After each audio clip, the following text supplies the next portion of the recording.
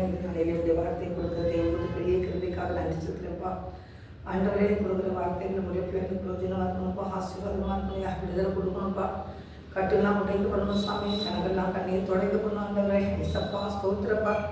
ஒருவர் கெட்டுப்படும் சித்தம் இல்லைப்பா, எல்லாரும் ரசிக்கப்பட வேண்டும் எங்களுக்கு புரியலப்பா. வெளியே மறைச்சு வெளிப்படுங்கப்பா. வாயோடு நான் பேசுவேன் சொல்லுங்கப்பா, நீ பேச வேண்டுமா? நாங்கள் ஜெபிக்கிறோம், கற்போர் கொடுக்குறோம், இயேசுவின் நாமத்தினால் ஜெபிக்கிறோம் நல்ல பிதாவே, ஆமே. நம்மளோட கட்டுரை பிள்ளைகளே, இந்த நாளிலேயே தேவன் மத்தியிலே கொடுக்க சொன்ன வார்த்தையானது அப்போஸ்தலர் 17ஆம் அதிகாரம், அப்போஸ்தலர் 17 30ஆம் வசனத்தை ஆண்டவர் என்கிட்ட என்ன செஞ்சாரு, பேச வச்சார். அப்போஸ்தலர் 17 30ஆம் வசனம். அறியாமை உள்ள காலத்திலே தேவன் காணாதவர் போல் இருந்தார், இப்பொழுது மனம் திரும்ப வேண்டும் என்று எங்கும் உள்ள மனுஷர் எல்லாருக்கும் கட்டளை எடுக்கிறார் அப்படின்னு வசனம் கூறுகிறது. அது அறியாமை உள்ள காலத்தில் தேவன் அறியாதவர் போல் இருந்தார். இப்போ எல்லா மக்களும் மனம் திரும்ப வேண்டும் என்று கர்த்தர் நீடிய பொறுமை உள்ளவராக இருக்கிறார். நான் தேவனைப்பில் எல்லா மக்களும் மனம் திரும்ப வேண்டும் நினைக்கிறது கடைசி காலத்தில் நிற்கிறோம். ஆண்டவர் சொன்ன எல்லா அடையாளங்களும் வசனத்தில் நடந்து கொண்டு இருக்குது. வசனம் பைபிள் வசனம் பிரகாரம் எல்லா மக்களுக்கும் இன்னைக்கு பயங்கரமான பிரச்சனை, பயங்கரமான பார்த்தோம்னா இந்த உலகம் எப்படி முடியுமோ அப்படிங்கிற ஒரு சூழ்நிலைக்கு வந்துட்டு நாளெல்லாம் நினச்சி பார்த்தாச்சுன்னா இப்பொழுது பார்க்கும்போது ரொம்ப கடினமாக போய்கிட்டு இருக்குது. ஆனாலும் நாங்கள் அந்த தேவனுடைய வார்த்தை கண்டிப்பாக சொல்லி ஆகணும். மனம் திரும்ப வேண்டும் என்று கர்த்தர் நீடிய பொறுமை உள்ளவராக இருக்கிறான்னு சொல்லி வேதத்தில் பார்க்குறோம். 17ஆம் அதிகாரத்தில் 17ஆம் அதிகாரம் 30ஆம் வசனத்தில். அது மாத்திரம் இல்லை, அப்போஸ்தலர் 18ஆம் அதிகாரத்தில் நாங்கள் வாசிக்கிறோம். 18 ராத்திரியிலே கர்த்தர் பவுலுக்கு தரிசனமாகி, நீ பயப்படாமல் பேசு, மௌனமாக இராதே, நான் உன்னுடனே கூட இருக்கிறேன், உனக்கு தீங்கு செய்யும்படி ஒருவனும் உண்மையில் கைப்படுவதில்லை, இந்த பட்டணத்தில் எனக்கு அநேக ஜனங்கள் உண்டு அப்படின்னு சொல்லி ஆண்டவர் பவுல்கிட்ட சொல்றார். இந்த பட்டணத்துல எனக்கு அநேக ஜனங்கள் இருக்கிறாங்க, நீ தைரியமா என்ன செய்ய பேசு. அப்பதான் பேசுனதான் நம்ம எல்லாத்துக்குமே எப்படின்னா ஆண்டவர் பற்றி சொன்னது தெரியும். ஆண்டவர் பற்றி சொல்லலைன்னா உண்மையை செய்ய தெரியாது. நாங்கள் இது உங்களுக்கு இது கட்டினப்பட்டு சொல்ல, அதாவது போதிக்கிறது போதித்தரும், எடுத்துக்கொள்ள வேண்டியது உங்களுடைய கடமை. ஆண்டவர் இயேசு கிறிஸ்து உலகத்துக்கு வந்தார். பவுல் என்ற ஊழியக்கார்ட்ட ஆண்டவர் நைட்டில் தரிசனத்தில் பேசுகிறாரு. அவருக்கு முந்தின வருஷம் பார்த்தீங்கன்னா ஜெபாலய தலைவனாக கிறிஸ்து என்பவன் தன் வீட்டார் அனைவரோடு கூட கர்த்தரிடத்தில் விசுவாசம் உள்ளவன் ஆனார். கொரிந்தியரில் அநேகர் சுவிசேஷத்தை கேட்டு விசுவாசித்து ஞானஸ்தானம் பெற்றார்கள் அப்படின்னு வசனம் போட்டிருக்கு. ஞானஸ்தானம் பெற்றார்கள். அந்த அப்புறம் தான் அன்றைக்கி தான் ராத்திரி கேட்குறேன், தைரியமாக பேசு, நீ பயப்படாம பேசு அப்படின்னு சொல்கிறாரு. நீ யாரும் உங்களை கைப்படுவதில்லை, இந்த பட்டணத்தில் எனக்கு அநேக ஜனங்கள் உண்டு என்று ஆண்டவர் சொல்லியிருக்கிறார். நாங்கள் அநேக மக்களுக்கு எப்படின்னா இப்படி தான் சுவிசேஷம் மூலியமாக தான் சொல்ல முடியும். ஒரு கர்த்தருடைய வார்த்தைகளை கொடுத்தா தான் மக்களுக்கு தெரியும், ஆல்ரெடி அவங்களுக்கு தெரியாது. அதனால நாங்கள் சொல்கிறோம், ஆண்டவர் சொல்கிறோம். அப்புறம் அந்த கொரிந்தியர் அவர் வீட்டில், அந்த கொரிந்தியருங்கிற ஒரு ஊரில் தான் பட்டணத்தில் இருக்காங்க பவுல். அங்கே தான் அவளுக்கு மத்தியிலே என்ன சொல்கிறாரு, அவங்க வீட்டில் அவன் 1 வருஷமும் 6 மாதமும் அங்கே தங்கி தேவ வசனத்தை அவர்களுக்குள்ளே இருந்துச்சுன்னா உபதேசம் பண்ணி கொண்டு வந்தான். 1.5 வருஷம் ஒரு வீட்டில் இருந்து ஆண்டோடைய ஊழியத்தை மனிதன் செய்து வந்திருக்கிறார். பவுல் என்று ஒரு பெரிய ஊழியக்காரங்க. ஆனால் தேவனின் பேரை சீக்கிரம் ஆண்டு வருகை வரப்போகுது. வருகையிலும் எல்லாரும் என்ன சொல்லணும், பல்லூராஜ்யத்துக்குள்ளே போயிடணும். ஏற்றுக்கொண்ட பிள்ளைகள் திடீர்னு எக்கால சத்தம், குதிரை சத்தம் திடீர்னு இருக்கும், எந்த ராத்திரிக்கு இருக்கும் தெரியாது. இயேசு கிறிஸ்து வரப்போகிறார். வரப்போகும்போது மரித்தவர்கள் முதலாவது எழும்புவாங்க, உயிரோடு இருக்கு நாமும் 2வது எழுந்து ஆண்டு நாய்க்காக கூட்டி போயிடுவார். அப்புறம் பயங்கரமான இருள் நிறைஞ்ச அந்த உலகம் ஆயிரும், இருளாயிரும். மக்கள் கூட கதறுவாங்க, உபத்திரம் பயங்கரமாக இருக்கும், நெருக்கங்கள் இருக்கும். அங்கே பாண்டுகள்ங்கிற தலைவர்கள்லாம் பயங்கரமாக மக்களை நிறுத்துவாங்க. அந்த உபத்திரம், பயங்கரமான உபத்திரவத்தின் மத்தியில் மக்கள் போயிடக்கூடாதுன்னு சொல்லி தான் வருகைக்கு எல்லாரும் ஆயத்தமாகிடணும். அவர் வருகைக்கு நம்ம என்ன செய்யணும், போயிடணும். தேவநாயகத்தை இந்த உலகத்தில் எதுக்கு வந்தாருன்னா, யோவான் சுவிசேஷத்தில் போட்டிருக்கு, 1ஆம் அதிகாரத்தில் போட்டிருக்கு, வசனம் போட்டிருக்கு. அவங்க யோவான்கிற ஒருத்தர் சொல்கிறாரு, ஆண்டவர் பற்றி பிரசங்கம் பண்ணுகிறாரு. அவன் அந்த ஒளியை குறித்து சாட்சி கொடுக்க வந்தவனாக இருந்தான். ஒளியை குறித்து சாட்சி கொடுக்கறதுக்கு வந்திருந்தாராம். யாரும் அந்த ஒளி தான் இயேசு கிறிஸ்து. பிரசங்கம் பண்ண வந்தவர் யார், யோவான்கிறவர். அதே உலகத்திலே எந்த மனுஷனையும் பிரகாசிக்கிற ஒளி அந்த மெய்யான ஒளி, எந்த மனுஷனையும் பிரகாசிக்கிற ஒளி அந்த மெய்யான ஒளி அப்படின்னு வசனம் சொல்லியிருக்கு. சங்கீதத்தில் 34 சங்கீதம் 5ஆம் வசனம் போட்டிருக்கு. அவரை நோக்கி பார்த்த முகங்கள் பிரகாசம் அடையும். அவர்களை நோக்கி பார்த்த முகம் பிரகாசம், அவன் முகங்கள் வெட்கப்பட்டு போன போனது இல்லையா. நான் தேவனுடைய பிள்ளைகளாக நீங்கள் இயேசுவை நோக்கி பார்த்தீங்கன்னா உங்கள் முகங்கள் பிரகாசம் அடையும். சங்கீதத்தில் 97 சங்கீதத்தில் போட்டிருக்கு, அதில் ஒரு வசனம் போட்டிருக்கு. அந்த 97 அதிகாரத்தில் போட்டிருக்கு, விக்கிரங்களையும் சொர்க்கங்களையும் குறித்து பெருமை பாராட்டுற யாவரும் வெட்கப்பட்டு போவார்கள் சொல்லி வசனம் போட்டிருக்கு. 97 சங்கீதம் 7 வசனம் போட்டிருக்கு, சொர்க்கங்களை வணங்கி விக்கிரங்களை பற்றி பெருமை பாராட்டுகிற யாவரும் வெட்கப்பட்டு போவார்களாக. தேவர்களே, நீங்கள் எல்லாரும் அவரை தொழுது கொள்ளுங்கள். தேவர்கள் எல்லாரும் அவங்க ஆராதனை அவரை தொழுது கொள்ளுங்கன்னு சொல்லி இயேசு கிறிஸ்துவத்தை போட்டிருக்கு. இயேசுவை தொழுது கொள்ளுங்க, ஆண்டவர் போய் நோக்கி பாருங்க, உங்கள் முகம் பிரகாசம் அடையும், உங்கள் குடும்பம் பிரகாசம் அடையும். இந்த உலகத்தில் இருந்து போகிறது இல்லை, மறைத்த பிறகு நமக்கு ஒரு வாழ்வு இருக்கு. அங்கே நித்தியனாலும் வாழ போகிறோம். அந்த இடத்துக்குள்ள போகிறது தான் இயேசு கிறிஸ்து இப்போ எல்லா மக்களையும் சொல்லி பிரசங்கம் பண்ணி எல்லா மக்களுக்கும் சுவிசேஷத்தை சொல்லியிருக்கிறாங்க. தெய்வம் கொடுத்த ஆவி நமக்கு இருக்குது. அவர் மறைக்க போகிறதுனால அவர் ஆவி ஒரு எடுத்துக்குவார். நமக்கு ஆத்மா இருக்குது. அந்த ஆத்மா என்னென்னு நீங்களும் நானும் எனக்குனாலும் ஒரு நாள் மரணம் உண்டு. மரணம் இல்லாமல்லாம் கிடையாது. ஒரு நாள் மறிக்க போகிறோம். எல்லாரும் ஒத்துக்குள்ளது தான் நம்மளுக்கும் மறிக்க போகிறோம். அன்னைக்கு அந்த ஆத்மா தேவனத்தில் போயிடும், இளைப்பாறுதலுக்கு போயிடும். சரீரம் மண்ணுக்குள்ளே போயிடும். சரீரம் மண்ணுக்குள்ளே போட்டு மூடிடுவாங்க. அதனால நம்ம இப்போ நின்று பேசுறது ஆத்மா நமக்குள்ளே இருக்குது. ஆத்மா நம்மளை நம்பி இருக்குது. இது நித்திய அக்கனியில் போயிடக்கூடாது. நித்திய காலம் தேவனுடைய இளைப்பாறுதல போய் இருக்கணும். தேவனோடு நம்ம போய் இருக்கணும். அங்கே சமாதானம் சந்தோஷம் நிறைஞ்ச இடத்துல நம்ம போகிறோம்.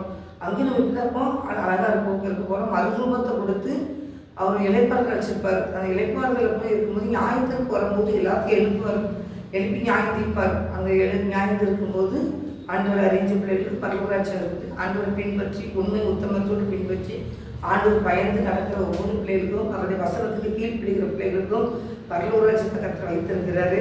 அவரை கிறிஸ்டின் என்று கிறிஸ்தவங்களாக இருந்தும் குடித்து வெறித்து பாவத்துக்குள்ள அடிமைப்பட்டு கிடக்கிற பிள்ளைகளுக்கு பரலோராட்சியம் இல்லை. அவங்க பேர் துன்மார்க்குன்னு சொல்லி போட்டிருக்குது. அதனால் இன்னைக்கு பலவித காரியங்கள், பாவங்கள் செய்த வீண் வார்த்தைகள், தேவனுக்கு பிரியமில்லாத காரியங்கள், அப்படி பல காரியங்கள் செய்கிறவங்க யாராக இருந்தாலும் சரி தான், ஆண்டவருடைய அர்ஜ பிள்ளைலாம் இருந்தாலும் அறியாமல் பிள்ளைலாம் சரி தான், அவங்களுக்கு நரகம் சொல்லி வைக்கப்பட்டிருக்கு. அதாவது ஒன்றுமே இந்த இடத்துல போயிடக்கூடாதுன்னு தான் இயேசு கிறிஸ்து இப்படி கர்த்தருடைய பிள்ளைகளை அந்த பொறிச்சு இருக்கிறார். நீங்கள் ஆண்டவர் என்ன செய்யணும்னா, அவர் ஒரு இயேசுவின் ரத்தத்தால் கழுவப்பட்ட பிள்ளைகளாக இருந்து அவருக்கு பயந்து உண்மை உத்தமத்தோடு பின்பற்றும் போது பரலோராட்சியத்தை கூட்டிகிட்டு போகிறது தேவனாக இருக்கிறார். நியாயத்திற்கு கொண்டு அந்த நியாயத்திற்கு முன்னால் எல்லாத்தையும் நிறுத்துவார். இந்த நாளிலும் பணத்தை கொடுத்து எதையும் சாதிச்சுருவாங்க. எப்பேற்பட்டவங்க சாதிச்சிருவாங்க. நல்லவங்களை இவங்க தீமையானவங்கன்னு சொல்லி முடிச்சுருவாங்க. உலகம் தீமை செய்கிறவங்க அவங்க இஷ்டத்துக்கு அலைகிறவங்களுக்கு இவங்க தான் ரொம்ப நல்லவங்கன்னு சொல்லிடுவோம். இது பொல்லாத உலகம். இந்த உலகத்தில் மனிதனை பிரியப்படுத்துகிற உலகமாக போயிட்டு இன்னைக்கு மனிதனை பிரியப்படுத்துகிறாங்க. பணத்துக்கு தந்தாங்க, அவங்க குடும்பத்துக்கு தந்தாங்கள பணத்தை பிரியப்படுத்துகிறாங்க. அதே கஷ்டப்பட்ட பிள்ளைங்க, வெறுக்கப்படுற பிள்ளைங்களை பிரியப்படுத்தாது. அவங்கள குற்றஞ்சாட்டிக்கு ஓரம் கட்டிடுவாங்க. ஆனால் இது எல்லாத்துக்குமே ஒரு நாள் நியாயத்திற்கு இருக்குது. நியாயத்திற்கு இயேசு கிறிஸ்து உட்கார்ந்து அமர்ந்திருக்கும் போது எல்லாத்தையும் எடுத்து நிறுத்துவார். அன்னைக்கு துன்மா எங்கேயுமே தப்பிச்சு போகவே முடியாது. தப்பிச்சு போக முடியாது. இது எசேக்கியேல் 3 அதிகாரத்தில் ஒரு 2 வசனத்தை நான் வாசிக்கிறேன். 3 வசனத்தை வாசிக்கிறேன். 25, 26, 27. ஏதோ மனுபுத்திரனே, உன்மேல் கைகளை போட்டு அவைகளால் உன் கைகளை கட்ட போகிறீர்கள். ஆகையால் நீ அவர்களுக்குள்ளே போக வேண்டாம். வேண்டாம் வசனம். நான் உன் நாவை உன்மேல் வாயோடு ஒட்டி கொள்ள பண்ணுவேன். நீ அவர்களை கடிந்து கொள்ளுகிற மனுஷனாக இராமல் ஊமையனாக இருப்பாய். அவர்கள் கலகு வீட்டுக்காரங்க. அவங்க எப்படிதான் ஆண்டவருக்கு பயந்து நடந்தாலும் நம்மளை குற்றஞ்சாட்டுக்குன்னு ஒரு குரூப் இருக்கும். நம்மளை குற்றஞ்சாட்டுக்குனே ஒரு குரூப் இருக்கும். நம்மளை நெருக்கப்படுத்தி கண்ணீர் வடிக்க வைக்கணும் ஒரு பொறுப்பு இருக்கும். அதனால என்ன போட்டிருக்காங்கன்னா, நீ அவர்களை கடிந்து கொள்கிற மனுஷனாக இராமல் ஊமையனாக இரு. அவர்கள் கலந்து விட்டுருக்காங்க. அப்படிப்பட்டவங்ககிட்ட நீ எதிர்த்து நிற்காத, நீ எதிர்த்து போராடாத, நீ ஊமையாக இருந்துக்கோ. அவங்க கலந்து விட்டுருக்காங்க அப்படின்னு போட்டு 10 வருஷம் போடுங்க. நான் உன்னோட பேசும்போது வாயை திறப்பேன். அப்போது கர்த்தராகிய ஆண்டவர் என்னென்னதை உரைத்தார் என்று அவர்களுடைய சொல்வாய். கேட்கிறவன் கேட்கட்டும், கேளாதவன் கேளாத இருக்கட்டும். அவர்கள் எல்லாம் கலந்து விட்டுக்காரர்கள் அப்படின்னு சொல்லுவாங்க. கேட்குறவங்க கேட்கட்டும், சொல்ல மீது சொல்லிடு. கேட்குறவங்க கேட்கட்டு. அவங்க யாருன்னா கலந்து வீட்டுக்காரர்கள் பேரில் போடுறது. கலந்து எப்போ பார்த்தாலும் அவங்க கலக்கத்தான் ஒன்று பண்ணுவாங்க. அவங்க அப்படிப்பட்டவங்க நேர்வழியில் வர்றது ரொம்ப கஷ்டம். அடுத்தவங்களை குறை சொல்லிக்கிட்டே இருப்பாங்க, அடுத்தவங்களை திட்டிக்கிட்டே இருப்பாங்க, அடுத்தவங்க எப்படி அழுவாங்க, இப்படியே அப்படிங்கிறவங்க மனம் திரும்ப ரொம்ப கஷ்டம். அது ஆண்டவருடைய கரெக்டாக தான் இருக்குது. அவங்க மனம் திரும்ப வாய்ப்பு கொடுத்து பார்ப்பாரு. வாய்ப்பு கொடுத்து பார்த்து அதுக்கு அவங்க கீழ்ப்படியில அப்படின்னா ஒரு வசனம் இருக்கு, அடிக்கடி கடிந்து கொள்ளப்பட்டு தன் பிடரியை கடினப்படுத்துகிறவன் சகாயமின்றி சடிதிலே நாசமாவான் அப்படிங்கிற ஒரு வசனம் இருக்கு. அதனால அவர் நிறைய ட்ரிப் ஆண்டவர் கண்டிச்சு பார்ப்பாரு. அதுக்கு அவங்க கீழ்ப்படியிலன்னா ஆண்டவர் அமைதியாகிடுவார். அவங்க பிரச்சனைகள் போக மாட்டார், அவங்களை பூமியிலே இருக்க விட மாட்டார். அடுத்தவங்களை ரொம்ப வேதனைப்படுத்திக்கிட்டே இருந்தாங்கன்னா அவங்க பூமியில இருக்கிறதுக்கு ஆண்டவர் வாய்ப்பு கொடுக்க மாட்டார். நீங்கள் அவர் எல்லா மக்களும் மடங்குறவங்க தான் கருத்து நினைக்கிறார். நீங்கள் யோவான் 1ஆம் அதிகாரத்தில் நீங்கள் எடுத்துக்கிட்டீங்கன்னா எந்த மனுஷனையும் பிரகாசிக்கிற ஒளியே அந்த மெய்யான ஒளின்னு சொல்லி யோவான் ஸ்நானம் சொல்லி ஒருத்தர் இருக்கிற ஊழியக்காரர் ஆண்டவர் பற்றி பிரசங்கம் பண்ணுகிறாரு. உலகத்தில் எந்த மனுஷனும் பிரகாசிக்கிற ஒளியே மெய்யான ஒளி. அவர் உலகத்தில் இருந்தார், உலகம் அவர் மூலமாய் உண்டாயிற்று, உலகமும் அவர் என்ன செய்யல அறியவில்லை. அவர் உலகத்தில் எந்த மனுஷனையும் பிரகாசிக்கிற ஒளியே அந்த மெய்யான ஒளி. அவர் உலகத்தில் இருந்தார், ஆனால் உலகம் அவர் மூலம் என்ன செய்யல உண்டாயிற்று. அவர் உலகம் அவர் என்ன செய்யல அறியல. அவர் தமக்கு சொந்தமானதிலே வந்தார், அவர் சொந்தமானவர்கள் அவரை ஏற்றுக்கொள்ளவில்லை. அவர் சொந்தமானவர் வந்தார், அந்த பூமிக்கு எல்லா பிள்ளையும் என் பிள்ளைங்க தான் சொல்லி வந்தார். ஆனால் நிறைய பேர் ஏற்றுக்கொள்ளலாம். அவரை ஏற்றுக்கொள்ளாமல் அவர் அமைதியாகிட்டாங்க, அவரை ஏற்றுக்கொள்ளலை. அதனால் ஒரு வசனம் போட்டிருக்கு, அவருடைய நாமத்தின் மேல் விசுவாசம் உள்ளவர்களை அவரை ஏற்றுக்கொண்டவர்கள் எத்தனை பேர்களோ அத்தனை பேருக்கும் தேவனுடைய பிள்ளைகளாக அவர்களுக்கு அதிகாரம் கொடுத்துட்டார். நீங்கள் அவருடைய நாமத்தின் மேல் விசுவாசம் உள்ளவர்களை அவரை ஏற்றுக்கொண்டா, அவரை ஏற்றுக்கொண்ட தேவனுடைய பிள்ளைகளாக அவர்களுக்கு அதிகாரம் கொடுக்கிறார். இந்த அதிகாரம் அவர் லேசப்பட்ட தேவன் இல்லை, உலகத்தை உண்டாக்கின கர்த்தர், வானத்தை பூமி படைச்ச தேவன். இந்த வசனம் ஒரு வசனம் சொல்லியிருக்கு, அவர் செய்த இயேசு கிறிஸ்து வந்திருக்கும் போது அவர் செய்த எல்லா காரியத்தையும் சொன்னால் இந்த உலகமே என்ன செய்யும் காணாதுன்னு இந்த யோவான் கடைசி அதிகாரத்தில் போட்டிருக்கு. இந்த உலகமே என்ன செய்ய அவர் செய்த எல்லா அடையாளங்களையும் சொல்ல போனால் உலகமே காணாதான் போட்டிருக்கு. யோவான்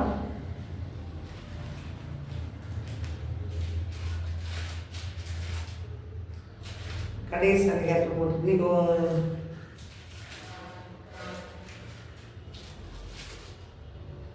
யோவான் 21ஆம் அதிகாரத்தில் அந்த கடைசி 25ஆம் வசனம் போட்டிருக்கு, இயேசு செய்த வேறு அநேக காரியங்கள் உண்டு, அவைகளை ஒவ்வொன்றா எழுதினால் எழுதப்படும் புஸ்தகங்கள் உலகம் கொள்ளாதது என்று எண்ணுகிறேன். அவர் எழுதிய புஸ்தகங்கள் அவர் செய்த அற்புதங்கள், அடையாளங்கள், போய் மக்களுக்கு போய் சுவிசேஷம் சொன்னது எல்லாம் அவர் செய்த அற்புதங்கள், பிசாசுகளை விரட்டினார், மருத்துவர்கள் 1-2 தான் பைபிள் போட்டிருக்கு. அவர் ஏகப்பட்டது. அவர் எது போட்டிருக்குன்னா, இயேசு செய்த வேறு அநேக அற்புதம் அநேக காரியங்கள் உண்டு, அவைகளை ஒவ்வொன்றால் எழுதினால் எழுதப்படும் புஸ்தகங்கள் உலகம் கொள்ளாது என்று எண்ணுகிறேன் அப்படின்னு சொல்லி யோவான் அதிகாரத்தில் போட்டிருக்குங்க. யோவான் 21ஆம் அதிகாரத்தில் கடைசி வசனம். இப்போ அவர் செய்த காரியங்கள் நிறையா. அவர் சில கொஞ்சத்தை கொடுத்து மக்களுடைய கையில் கொடுத்து என்னுடைய வேதத்தை நீங்கள் என்ன செய்யுங்க கைக்கொள்ளுங்க அப்படின்னு சொல்லி கொடுத்துருக்குறாரு. நான் ஆண்டவருடைய பிள்ளைங்களாகி நம்ம இன்னைக்கு எல்லா பிள்ளைங்களும் ஆண்டவர் பிள்ளைங்க தான்.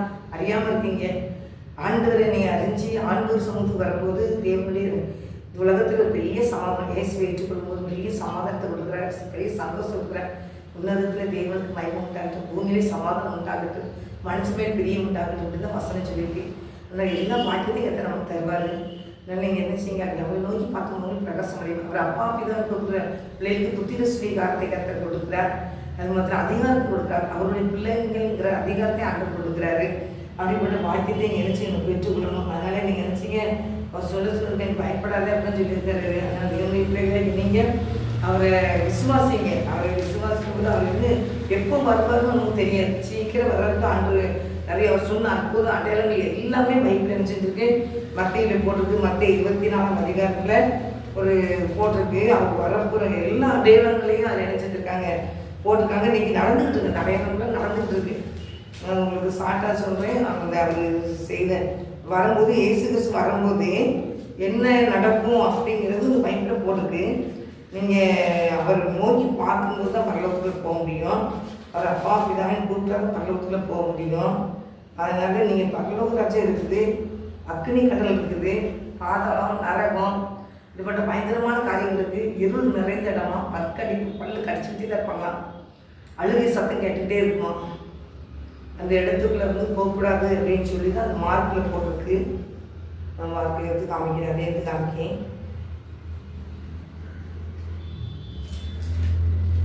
மார்க்கில் எடுத்து போட்டிருக்கு, உன் கை உனக்கு இடர்கள் உண்டாக்கினால் அதை தரித்து கொடு, நீ 2 கையுடனாய் அறியாத அக்கினியுள்ள நரகத்திலே போவதை பார்க்கிலும் ஊனமாய் ஜீவனுக்குள் பிரவேசிப்பது உனக்கு நலமாயிருக்கும். அங்கே அவர்கள் புழு சாகாமலும் அக்கினி அவியாமல் இருக்கும் என்று வேதம் கொடுக்கிறது. அந்த அக்கினிக்குள்ள அந்த நரகத்துக்குள்ள அந்த பாதாளத்துக்குள்ள என்ன இருக்குமா? அவியாத தீ இருக்குமா, சாகாத புழு இருக்குமா. அக்கினி அறியாமல் இருக்கும், புழு சாகாது. அங்கே உள்ள கடவுள் அறியா அது உள்ளதான் தள்ளப்படுவான்னு வசனம் சொல்லியிருக்குது. உன் கால் உனக்கு இடர்கள் உண்டாக்கினால் அதை தனித்து கொடு. நீ 2 காலுடையனால் அவியான அக்கினிக்குள் நரகத்திலே தள்ளப்படுவதை பார்க்கிலும் சப்பானியை ஜீவனுக்குள் பிரவேசிப்பது உனக்கு நலமாயிருக்கும். அங்கே அவர்கள் புழு சாகாமலும் அக்கினி அறியாமல் இருக்கும். உன் கண் உனக்கு இடர்கள் உண்டாக்கினால் அதை பிடுங்கி போடு. நீ 2 கண்ணுடைய அப்படின்னு சொல்லி வரிசை போட்டிருக்கோம். அங்கே அவர்களுக்குள்ள சாகாமலும் அவங்க அக்கினி என்ன அறியாமல் இருக்கும். ஆனால் தேவனுடைய பிள்ளைகளாக நீங்கள் என்ன செய்ய, எந்த பழியும் உப்பினால் உப்பிடப்படுவது போல எந்த மனுஷனும் அக்கினியினால் உப்பிடப்படுவான். உப்பு நல்லதுதான். உப்பு சாரமற்று போனால் ஒரு இதுக்கு ஆகாது, உப்பிடப்படத்தான் ஆகிற மாதிரி நம்ம உப்புள்ள பிள்ளைகளாக இருக்கணும். உப்புனா அது எல்லாம் சாரத்தோடு இருக்கும். உப்பில்லைன்னா உப்பிடப்படுற மாதிரி ஆண்டவர் இல்லைன்னா அந்த அக்கினியிலே தள்ளப்படுவாங்க போட்டிருக்கு. அந்த தேவனுடைய பிள்ளைகளாக நீங்கள் எல்லா மக்களும் மனந்திரும்ப வேண்டும் என்று ஆண்டவர் பொறுமையுள்ளவராக இருக்கிறார். அது மாத்திரம் இல்லை, அறியாமல் காலத்தில் அவர் அறியாதவர்கள் இருந்தாலும் இன்னைக்கு எங்கே உள்ள மக்கள் மனந்திரும்ப வேண்டும் என்று அவர் நினைச்சார். எல்லா இடத்துலையும் கட்டளையிட்டு இருக்கிறாங்க. அவரை பற்றி சொல்றது சீக்கிரம் ஆண்டு வர போறாரு, சீக்கிரம் ஒரு கலசத்தை கேட்க போகுது. அதனால இன்னைக்கு நம்ம நாங்கள் சுவிசேஷம் சொல்லிக்கணும். என்ற ஒரு வசனம் கொடுத்து அவங்க நீ சொல்லாமல் இருந்தால் அவங்க துன்மார்க்கத்தில் அழிச்சிட்டாங்கன்னா அந்த ரத்தப்படி உன் தலையில தான் கேட்கப்படும் அப்படின்னு சொல்லி எசைக்கில் இருக்கு. அவங்க நீ சொல்லி அவங்க கேட்காம மறிச்சாங்கன்னா அவங்க அக்கினியில் போய் விழுந்துறாங்க. நீ அதில் தப்புவிக்கப்படுவேன், உனக்கு அந்த ரத்தப்படி நான் கேட்க மாட்டேன் அப்படின்னு வசனம் இருக்கு 3ஆம் அதிகாரம் எசேக்கியேல்ல. அதனால நீங்க நினைச்சீங்க நாங்கள் சொல்ல வேண்டியது சொல்லிடுவோம். அதனால சொன்னாங்க காதுள்ளவன் கேட்க கடவுள் ஒரு வசனம் சொல்லியிருந்தாரு. அது மாத்திரம் இல்லை, போட்டுக்கல அந்த 3ஆம் அதிகாரம் எசேக்கியேல் 3ஆம் அதிகாரத்தில் நான் உன்னோட பேசும்போது வாயை திறப்பேன், அப்பொழுது கர்த்தராகிய ஆண்டவர் எண்ணினதை உரைத்தார் என்று அவருடைய சொல். கேட்கிறவன் கேட்கட்டும், கேளாது இருக்கட்டும், அவர்கள் எல்லாரும் கலர் வீட்டுக்காரர்கள் அப்படின்னு சொல்லி முடிச்சாரு. சொல்ல வேண்டியதுன்னு சொல்லியிருக்கு. பைபிள் வானம் போய் ஒளிந்து போனாலும் வார்த்தைகள் ஒருபோது ஒளிந்து போதில்லைன்னு சொல்லியிருக்காங்க. அதனால அப்போ ஆண்டவரை பற்றி நாங்கள் சொல்லியிருக்கோம். நீ கேட்கவங்க கேட்கட்டு கேளாமல் போட்டுன்னு இருக்காங்க. அதனால நாங்கள் யாரும் அழிஞ்சு போகக்கூடாது. அந்த துன்மார்க்கத்திலிருந்து அழிஞ்சு போயிடக்கூடாது. அந்த பாவமான இந்த உலகத்திலிருந்து அழிஞ்சு போயிடக்கூடாது. எல்லாரும் மனதிற்கு எல்லாம் ஏசப்பாங்க. இப்போ நம்மளை மீட்டெடுத்து அந்த உலகத்துக்கு வந்தாங்க ஏசப்பா அன்றோட. அதனால நீங்கள் நினைச்சீங்க எனக்கு அதனால சுவிசேஷம் இந்த உலகத்தில் வேஸ்ட் வேஸ்ட்னு பரலோகத்துக்கு போயிடக்கூடாதுங்கிறது தான் பயங்கர அந்த உலகம் நம்மளை தடுக்குது. அந்த அக்னிக்குள்ள போகிறது தான் அதோட இந்த உலகத்தின் பிசாசுடைய இது. அதனால இயேசு தான் நம்மளை மீட்டெடுக்க அந்த உலகத்துக்கு வந்தாங்க. நமக்காக சிலை சுமந்தாங்க, நமக்காக அடிக்கப்பட்டாங்க, நமக்காக நொறுக்கப்பட்டாங்க, எல்லாராலும் அவமானப்படுத்தப்பட்டாங்க. அவர் அளவுல சிறந்த அளவுள்ள தேவன். ஆனால் யாரும் பார்க்கக்கூட முடியாதபடி அவர் அழகில்லாமல் போயிட்டார். அவர் அவ்வளோ துன்பப்படுத்தியிருக்காங்க. அதனால் நம்மளை மீட்டெடுக்க தான் அந்த தேவாதி தேவன் உலகத்துக்குள்ளே இறங்கி வந்தார். அவங்களுக்கு நம்ம சொல்ல வேண்டியது எனக்கு சொல்லணும். அவர் தான் பேசுகிறார். நான் உன்னோட பேசும்போது வாய் திறப்பேன், அப்போ கர்த்தராகிய ஆண்டவர் என்னென்ன உரைத்தார் என்று அவர்களுடைய சொல். கேட்குறவங்க கேட்கட்டு கேட்கறவங்க போட்டாங்களா கணக்கு விட்டுத்தாங்க அப்படின்னு சொல்லிட்டாங்க. அதனால் தேவன் என்னை அன்பு கர்த்தருடைய பிள்ளைகள் நீங்கள் எல்லாருமே ஆண்புடைய பிள்ளைங்களாம் கொஞ்சம் ஜாதிக்கு நான் தான் தேவன் அன்பு சொல்லியிருக்கிறாரு. அதனால் நீங்கள் ஆண்டவர்கிட்ட கேளுங்க, நாங்கள் எப்படி அவருடைய பிள்ளைகளை மாறணும் அப்படின்னு கேட்டால், ஆண்டவரே எங்களுக்காக தானே சிலுவை சுமந்தீங்கப்பா, எங்களுக்காக தானே ரத்தம் சிந்தினீங்கப்பா, கடைசி ரத்தம் செஞ்சு நீங்கள் மதிச்சிங்க, 3 நாள் இதோடு இருந்தீங்க, நான் உங்களோட தான் நீங்கள் பயப்படாதீங்க சொல்லிட்டு போயிருக்கீங்க. அதனால் நீங்கள் சகல சிருஷ்டிக்கும் சுவிசேஷம் பிரசங்கம் பண்ணுங்க தான் சிலுவையில் அரைஞ்சி மறித்து 3ஆம் நாள் எழும்போது வசனத்தை சொல்லிட்டு போனார். அர்த்தம் அந்த வசனம் மத்தேயு 28ஆம் அதிகாரம் கடைசியில் இருக்குது. கடைசி வசனம், கடைசி அதிகாரத்தில் கடைசி வசனம் அந்த 28ஆம் அதிகாரத்தில் சர்வ சிருஷ்டிக்கு போய் சுவிசேஷம் சொல்லுங்க, வானத்துக்கு பூமிக்கு சகல அதிகாரம் எனக்கு கொடுக்கப்பட்டிருக்குன்னு ஆண்டவருக்கு கொடுக்கப்பட்டிருக்கு. நான் எல்லா மக்களுக்கும் நீங்கள் நினைச்சு சுவிசேஷம் சொல்லி ஆசனம் கொடுங்க. எல்லா மக்களும் என்னை நோக்கி பார்க்கட்டும், எல்லா மக்களும் ரசிக்கப்படணும், எல்லாரும் பரலோகத்துக்குள்ள வரணும். அதான் அவருடைய முழு பாரம், ஆத்ம பாரத்தோடு தான் சிலுவையில் நமக்காக தான் இந்த ரத்தத்தெல்லாம் சிந்தினாங்க. அதனால் இயேசு உங்களை நேசிக்கிறாரு. அது மட்டும் இல்லை, நீங்கள் எல்லாரும் மனம் திரும்ப வேண்டும் என்று ஆண்டவர் நீடிய உரிமையில் இருக்கிறதால சொல்லியிருக்கிற வசனம், அவர் உலகத்தில் இருந்தார், உலகம் அவர் மூலமாக உண்டாயிடுச்சு, உலகமும் அவரை அறியவில்லை அப்படின்னு நான் சொல்லுவேன். அதனால நீங்கள் நிறைய கத்தரிப்பேன் எழுப்பி ஆண்டவர் பற்றி சொல்லியிருக்காங்க. நாங்கள் சொல்லணும், கத்தர்களை ஆசீர்வதிப்பார்கள். கண்களை முடிச்சு ஜெபிப்போம். எங்கள் அன்பின் பரிசுத்தமுள்ள பரலோக தகப்பனே, இந்த வேலைக்காக நன்றி செலுத்துகிறேன். ஏசப்பா மை துதிக்கிறேன்ப்பா. ஒருவர் கெட்டு போகும் சித்தையில் தகப்பனே, அது மாத்திரம் தகப்பனே அன்றரை அறியாத ஒரு காலத்தில் எல்லாம் அறியாத போல் இருக்கும். இப்போ எல்லா மக்களும் மறந்துருந்த வேண்டும் என்று தகப்பனே எங்குள்ள மக்களுக்கு நீ கட்டளைக்கு கொண்டு இருக்கிறீர். உனக்கு நன்றிப்பா, சோத்திரப்பா. உலகத்தை நீ உண்டாக்குனீர் ஆண்டவரே, உலக மக்களும் உண்டாக்குனீரையா. அந்த உலகத்துக்காக தான் நீ ஒளியா வந்தீரையா. அதனால யாருமே உன்னை ஏற்றுக்கொள்ளாதபடி அசட்டை பண்ணி கொண்டு இருக்கிறாங்கன்னு சொல்லி வசனத்தை பார்க்குறையா. ஆனாலும் ஆண்டவரே சோத்திரம், உண்மை நோக்கி பார்த்த முகங்கள் பிரகாசம் அடையும் பார்க்குறையா. ஆண்டவரே நீர் உங்களுக்கு அதிகாரம் கொடுத்திருக்கிற அவரை நாமத்தையுமே விசுவாசம் உள்ளவர்களை அவரை ஏற்றுக்கொண்டவர்கள் எத்தனை பேர்கள் அத்தனை பேர்களுக்கும் என்னுடைய பிள்ளைகளாகும்படி அவர்களுக்கு அதிகாரம் கொடுத்துருக்கேன்னு சொல்லியிருக்கிறாங்கப்பா. ஆண்டவரே ஸ்தோத்திரம், உடைய நாமத்தை ஏற்றுக்கொண்ட பிள்ளைகளுக்கு நீர் அதிகாரத்தை கொடுக்கிறீர். ஆண்டவரே உடைய பிள்ளைகளாக நீர் மாற்றுகிறீர். ஒவ்வொரு நாளும் இயேசுவே ரத்தத்தால் எங்களை கழுவும், எங்களை பரிசுத்தப்படுத்தும், உண்மை போல மாற்றும். உங்க பிரியமில்லாத எந்த ஒரு காரியத்தை செய்தாலும் எங்களை மன்னிச்சிருங்க ஏசப்பா. நாங்கள் எந்த ஒரு பாவம் செய்யாதபடி உங்களுக்கு பிரியமான பிள்ளைகளை வாழ எங்களுக்கு உதவி செய்யுங்கப்பான்னு சொல்லி ஒவ்வொரு பிள்ளைகளும் நோக்கி பார்க்கட்டும். ஆண்டவரே கத்தை தெரிய செய்யுங்கப்பா, உங்கள வெளிப்படட்டும்பா. ஆசீர்வதிங்கப்பா. வெளியிலே கரெக்டாகவே கண்ணீரோடு இருக்க ஒவ்வொரு பிள்ளைகளையும் ஆசீர்வதிங்கப்பா. கண்ணீரை தொடைங்கப்பா, வேதனையை மாற்றிப்படுங்கப்பா. ஆஸ்பத்திரியில் வியாதிப்பட்ட அப்படியே சுகத்தை கொடுங்கப்பா. விருதுகிற குடும்பங்கள்லாம் இணைச்சு வைங்கப்பா. நீ ஆசீர்வதிங்கப்பா. திருமணத்துக்கு காத்து ஏற்ற துணை கொடுத்து நீங்க ஆசீர்வதிங்க தகப்பனே. சோத்திர தகப்பனே ஆண்டவரே சோத்திர மேற்காலத்தில் இருக்கிற ஒவ்வொரு பிள்ளைகளுக்கும் சுகமான பிரசவத்தை கொடுங்க. தாய் பிள்ளையும் ஆசீர்வத்து கொடுக்க செல்விக்கிறப்பா. சோத்திரம் ஆண்டவரே, மருத்துவ வசதி இல்லாத இடத்துல வல்லமை வெளிப்பட்டு அந்த பிள்ளைகளுக்கு தாய் பிள்ளைமா நீங்கள் ஆசீர்வாதம் கொடுக்கும்படியா நாங்கள் ஜெபிக்கிறேன் சப்பா. ஸ்தோத்திர தகப்பனே ஸ்தோத்திரப்பா. சமாதானம் இல்லாத பிள்ளை சமாதானத்தை கொடுக்க அந்த தேவ சமாதானத்தை கொடுங்கப்பா. அவர்களுக்கு நீ தரிசனம் ஆகுங்கப்பா. அப்படியே கத்த செய்வீராக நாங்கள் ஜெபிக்கிறோம். எங்களை தாழ்த்துறப்பா தகப்பனே ஸ்தோத்திரப்பா. எல்லா திருச்சியிலும் ஒரு எழுப்புதத்தை பற்றி குடிக்கட்டியா, உலகம் முழுவதும் எழுப்புதத்தை பற்றி குடிக்கட்டியா. ஆண்டவரே வாலிப பிள்ளைகள்லாம் ரட்சிங்க ஏசப்பா. வாலிப பிள்ளைகளை பையன்கள் பிள்ளைகள்லாம் ரட்சிங்க ஏசப்பா. ஆண்டவரே நாளில இந்த உலக பிள்ளைகளை எங்கேயோ கொண்டு போயிருந்தப்பா. பெற்றோர்கள் தகப்பனே ரத்த கண்ணீர் வடித்து கொண்டு இருக்கிறாங்கப்பா. ஆண்டவரே எல்லா வாலிப பிள்ளைகளுக்காக வாலிப சகோதரருக்காக ஜெபிக்கிறோம். பிள்ளைகள் போக்குவரத்து எல்லாம் கத்தர் பாதுகாத்துள்ளுங்க ஏசப்பா. படிக்கிற இடத்த கத்தர் பாதுகாத்துள்ளுங்க ஏசப்பா. நாங்கள் டீச்சர்மார்களை கத்தர் பாதுகாத்துள்ளுங்க, ஆசிரியர்களை கத்தர் பாதுகாத்துள்ளுங்க, வாத்தியார்களை கத்தர் பாதுகாத்துள்ளுங்க. உமக்கு பயப்படுற பயம் ஒவ்வொரு பிள்ளைகளுக்கு உண்டாகட்டும் தகப்பனே. உமக்கு ஸ்தோத்திரப்பா ஸ்தோத்திரப்பா ஸ்தோத்திரப்பா. கர்த்தருடைய ஆவியானோட ஆளுகைகளை ஒப்பு கொடுக்கிறப்பா. தேவ ஆவியானோட ஆளுகை செய்யும், ஆட்கொள்ளும், வழிநடத்தும். இயேசுவின் நாமத்தினால ஜெபிக்கிறோம் நல்ல பிதாவே, ஆமென். ஆத்துமாவே கர்த்தரை ஸ்தோத்திரி, முழுவதுமே பரிசுத்த நாமத்தை ஸ்தோத்திரி. ஆத்துமாவே கர்த்தரை ஸ்தோத்திரி, கர்த்தர் செய்த சகல உபகாரங்களை மறவாதே. ஆமென்.